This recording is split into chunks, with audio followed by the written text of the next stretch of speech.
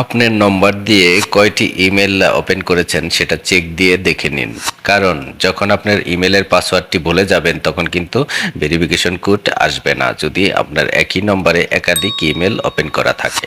চলেন দেখিয়ে দিচ্ছি কিভাবে চেক দিবেন। তার জন্য ইমেল এটাকে ওপেন করবেন, তারপর এখানে উপরে প্রোফাইল আইকন এটাকে ওপেন করবেন, তারপর এখানে দেখেন অ্যাড অ্যানাদার অ্যাকাউন্ট এটাকে ওপেন করবেন, এখানে দেখেন গুগল এটাকে ওপেন করবেন।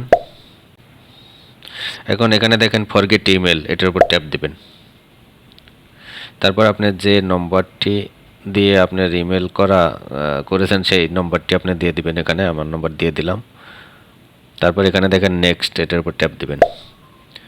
এখন আপনার নাম দিয়ে দিবেন এখানে, তারপর আবার নেক্সট।